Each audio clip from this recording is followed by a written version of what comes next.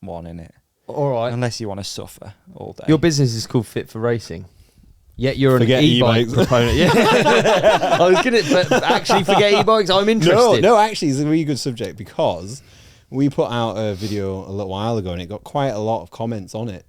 And it's polarizing e-biking because the premise of the video was use your e-bike for zone 2.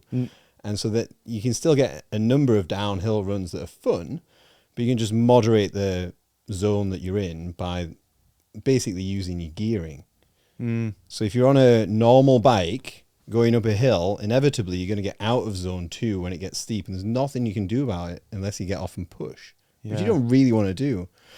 So putting it from eco all the way into boost, using it light gears, you can still keep your heart rate low and be in that zone 2, which is good for recovery, but you're still getting good rides. Yeah. So to people listening, zone 2, can you explain zone 2 and why it's good and what it feels like on a bike? So it's basically, while you're riding, you can hold a conversation. You don't get too sweaty, and it's the magic aerobic zone that you can stay in for hours, increase your aerobic capacity without the fatigue and then the recovery. So you might go zone 3 and 4 and think you're working harder, which you probably get a little bit more fitness by doing that, but you don't get much less in zone 2. But then you can do it day after day. And you can increase that base fitness. Yeah. So it's the recovery time after. So that's the important thing. Okay. Right. I like zone 2.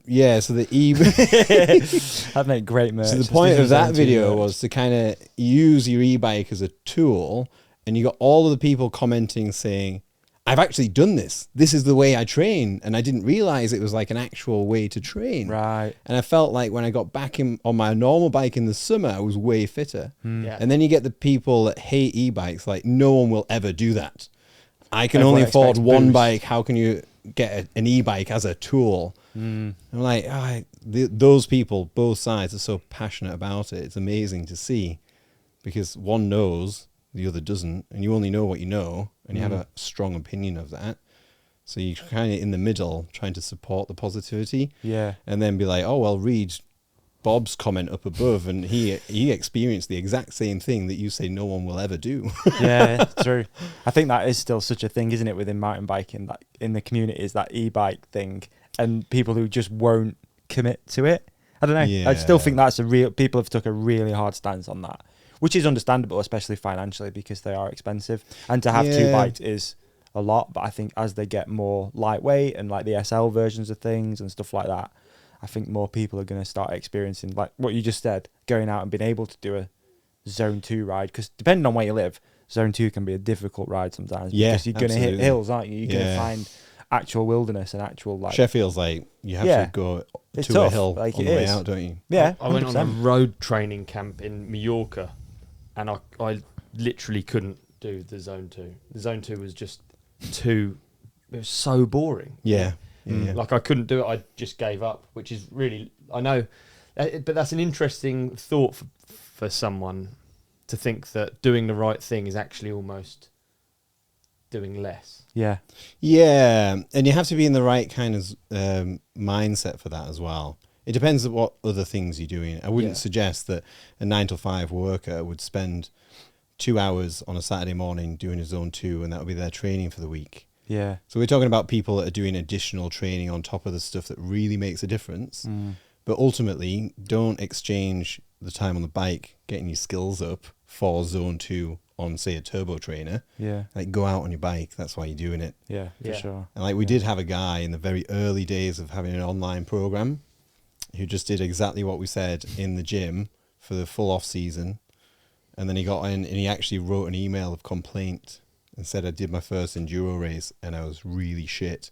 I was like, how much time did you spend on the bike? He said, nothing. I was like, of course you were shit. You're in the whole 6 months in the gym. It's like physically prepared, but I mean, you know. Yeah, so was he expecting you to have written into the program I think X amount of biking? I think my marketing must have been really fucking good because he thought followed it. that 6 months in the gym would make him a better rider without anything else. I mean, I should have communicated it. We'd try a little bit more now to communicate that point. That's crazy. Yeah. So skills first on the bike, enjoyment. Then if you've got like supplemental stuff, and that's where the zone 2 on an e-bike helps, because you still get the number of downhills, but you can do more of it. And it's a little bit more appealing when the weather's no good. And, Yeah. you know, like for me as well, a massive thing is moderating your temperature. Right. So I can go out on an e-bike for 3 hours and not have to take off clothes or put them on. And it's just frustrating when you're on a regular bike. You get half as much done. You're really uncomfortable because then you strip in, you put your goggles are steamed up. But on an e-bike, you just lap and lap and lap and enjoy yourself. Yeah. You know? Yeah. I think for me, that's a big, especially living where I live, in all honesty, sometimes I don't want to get the regular bike out because you're like, I've got to grind all the way up that climb. And by the time I get to the top, I'm going to be red hot, uncomfortable. And then you get that horrible, hot, sweaty, cold, sweaty. Do you know what I mean? Yeah. Where you're cold, but you're sweating. Down. Yeah. You're like, oh, just get me home. Whereas the e-bike, you're just like cruising. Yeah. Big proponent for e-bikes at the moment, I'll be honest. But time of year as well. Dude, it's the season for e-biking. We mentioned online coaching just briefly, and I think it'd be cool to unpack all this and find the true story of Fit for Racing. The true story. The real story, man. Like this is for me like the interesting thing with having guests on and stuff is finding out more about you as a person and like where you know how you got into doing what you're doing and how you've created this really cool business with Fit for Racing. Yeah. So let's go all the way back to the start. If you want to see more, just click here, is it? It's up there. Should be up there. About there. Yeah, about and there. And then there's other ones here. Other ones there that you might like. We're all looking after each other, and that's Christmassy, and that's the ride companion.